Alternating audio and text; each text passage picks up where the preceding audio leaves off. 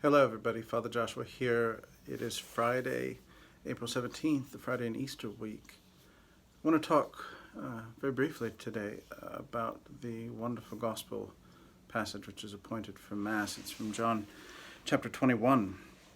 It's the very last chapter in John's gospel. It's a wonderful story of the disciples discovering the risen Jesus. After the resurrection, Jesus appeared to the disciples mysteriously and almost by surprise. You get this image of Jesus popping in and out, and this is the last instance of that in John's gospel. And if you look at it closely, you see it's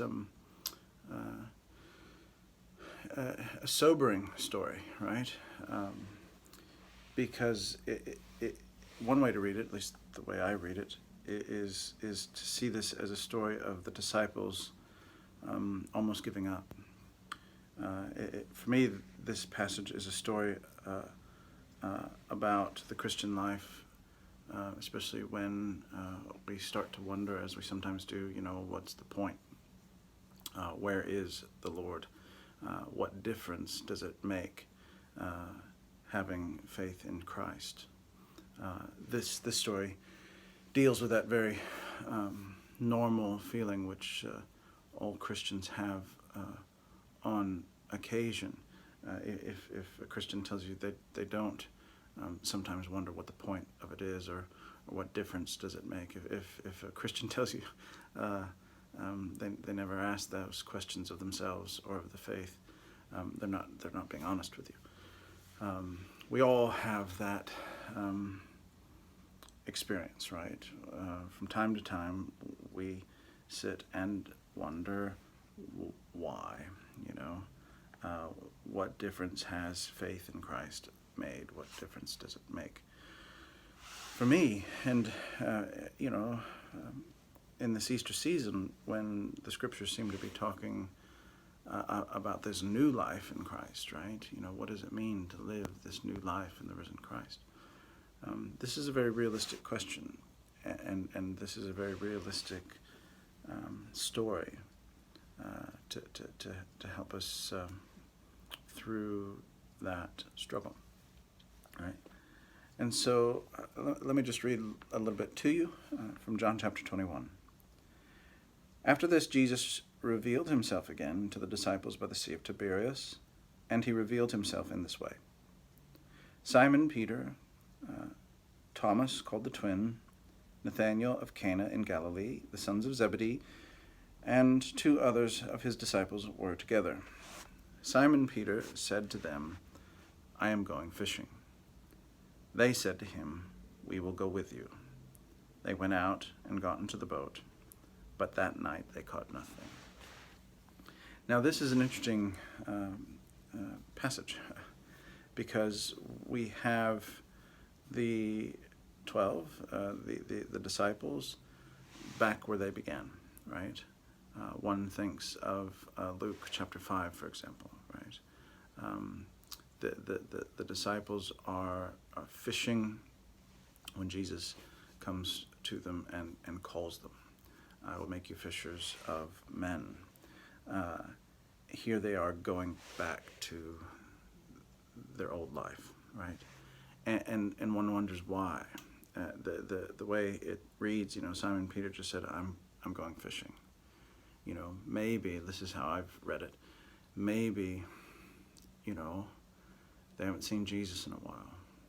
Maybe they haven't experienced his presence in a while. And so what do? You go back to what's normal. You go back to your old way, right?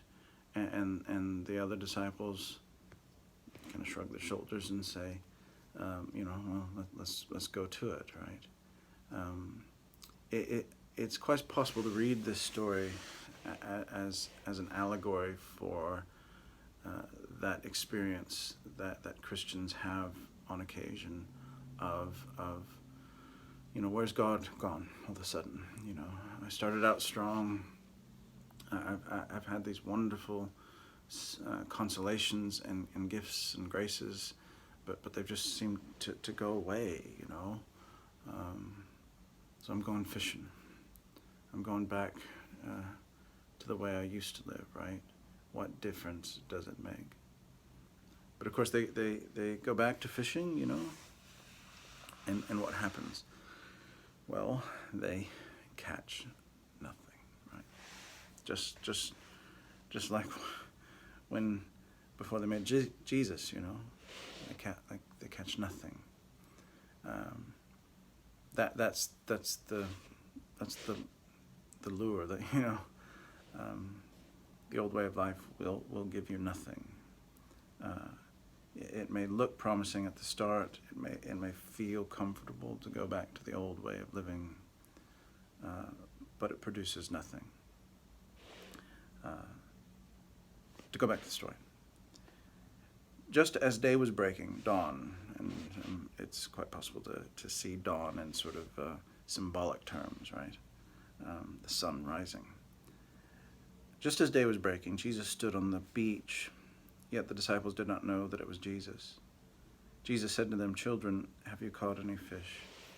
And they answered him, "No." So there's Jesus at the dawn on the beach, and again, what's beautiful and interesting about this sort of staging is that clearly Jesus sees them before they see Jesus, right? We may think God's gone away. We may think God is nowhere to be found, right? But that's not true, right? Just because we can't see Jesus doesn't mean he doesn't see us, right? Just because we can't feel his presence doesn't mean he is not present. He is present, right? And so there Jesus is on the shore, and he calls out, "Have you got anything?" "No," right? And just as he did, earlier, he says, "Well, cast it now, or cast it on the right side of the boat, and you'll find some," right? So here's Peter giving fishing advice again. Cast it on the right side of the boat. And so they do. And now they were not able to haul it in for the quantity of fish, right? It's a sign of God's favor, right? They hear Jesus again. They obey Jesus again. And now they catch something. They catch more than something. They catch a lot, right? And it's then when they catch all this fish, right? That it's the disciple whom Jesus loved, right? John probably, it's the disciple whom Jesus loved. He's the first who sees. He's the first who sees that it's Jesus. And so he says to Peter, "It's the Lord. It's the Lord." And Peter, in a very Peter-like way, heard that it was the Lord, and he put on his clothes, for he was stripped down for work, and he jumped into the sea, right? Probably shallow enough that he wasn't going to drown. Jumped into the sea. But then the other disciples come following, dragging the boat, maybe saying a word or two about Peter for leaving them to do the work. And they gather around the Lord. He calls them again. They gather around the Lord for breakfast, which clearly has to have Eucharistic resonance. What does this teach us? It teaches us that, I think, that it is possible for disciples, for you and me, to have those moments in life, that experience where we think, well, where's God gone? Where has the Lord gone in my life, right? And in those moments, or those periods of spiritual dryness, of spiritual aridity, where we just don't feel the way we used to feel as Christians, where's the grace gone?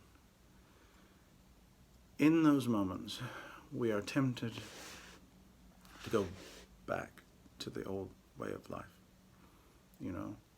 Maybe the old way of life was addictions that you've conquered, or old friends that weren't very good for you, you know, an old sort of negativity that you left off after becoming a Christian. Whatever your old way of life is, you'll be tempted to return to it, right?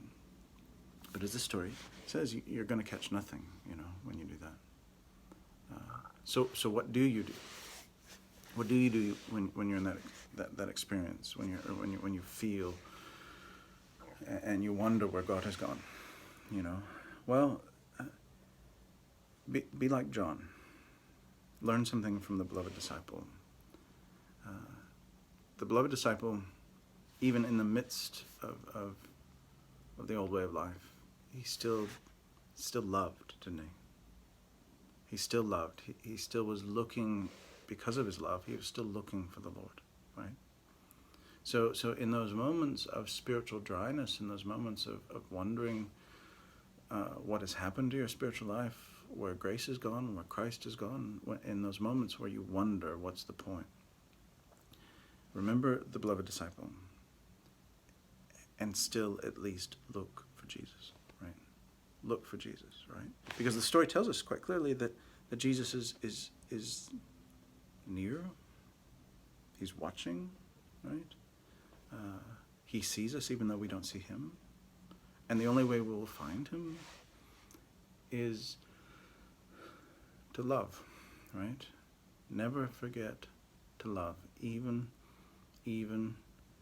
when you're wondering what's the point of it, right?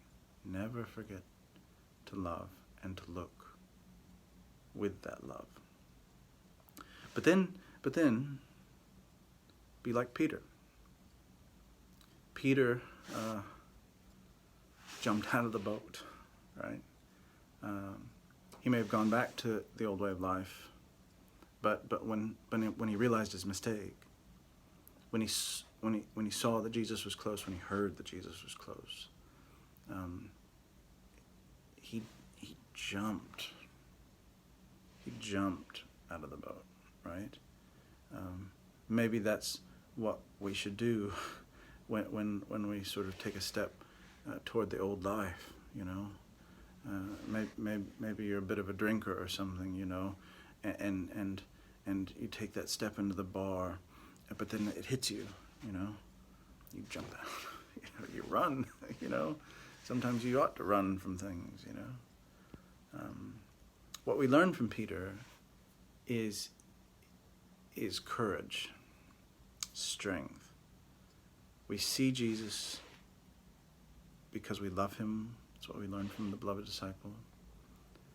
But from Peter we learn the courage to resist the temptation to go back to the old ways which gave us nothing, right? To resist the temptation to return to a graceless life. And so it's a beautiful lesson, We've been hearing all week of the new life which Christ offers us by the gift of the resurrection. And it is a beautiful new life. But of course, we would be false, and it would be fake if we were to suggest that there aren't times in life where you don't hear the angels singing. There are times in life where you do wonder where God is. There are times in life in which the reality of this new life in Christ is not as readily apparent. And so what do you do? What do you do? You love like the beloved disciple, and you jump out of the boat like Peter, and you make to the shore, and you run to Jesus. And then, as you know the rest of the story, he will feed you, and he will talk to you about love and friendship. And he will say again, if you read the story, he will say again, brother, follow me. And so take that lesson to heart. I certainly do, about the constancy of the grace of the risen Christ. Have a blessed day.